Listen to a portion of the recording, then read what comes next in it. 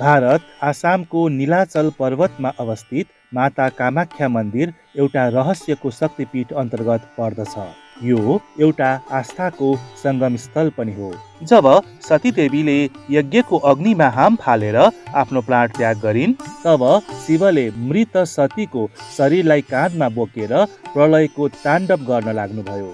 सृष्टिलाई बचाउनको लागि भगवान विष्णुले सतीको शरीरमा औँसा पारेर अङ्गहरूलाई पतन गर्नुभयो। भनिन्छ कि सती देवीको अङ्गहरू 51 ठाउँमा पतन भएको थियो र कामाख्या त्यही स्थान हो जहाँ सती देवीको योनि पतन भएको थियो। त्यसैले यस स्थानमा सृष्टिको शक्ति, जननीको ऊर्जा र माता आदि शक्तिको निवास छ। यस मन्दिरमा देवीको कुनै मूर्ति छैन, केवल एउटा गुफाको भित्र प्राकृतिक रूपमा एउटा योनि कुण्ड रहेको छ, जहाँबाट प्रत्येक वर्ष रातो रङको जल बहन्छ। विज्ञान यसलाई रहस्य मान्दछ, तर भक्तहरू यसलाई माताको मासिक चक्रको रूपमा व्याख्या गर्दछन्। सालभरिमा एकचोटि अम्बुबाची मेलाको अवसरमा यो मन्दिर 3 दिनको लागि बन्द रहन्छ। यो जनविश्वास छ कि यो समय माता मासिक धर्मको कारण विश्राममा बस्नुहुन्छ।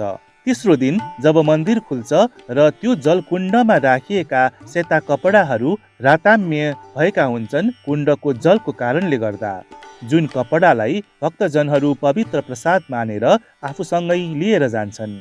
जसलाई माताको कृपा दृष्टि मिल्दछ, उसको सबै बाधाहरू हट्दै जानेछ, यस्तो विश्वास गरिन्छ।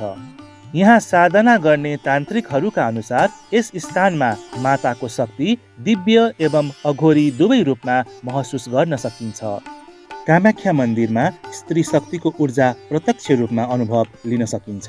हरेक नारी माता कामाख्याकै रूप हुन्। नारी नै त्यो शक्ति हो जो बिना संसार अधुरो छ। जय माता कामाख्या।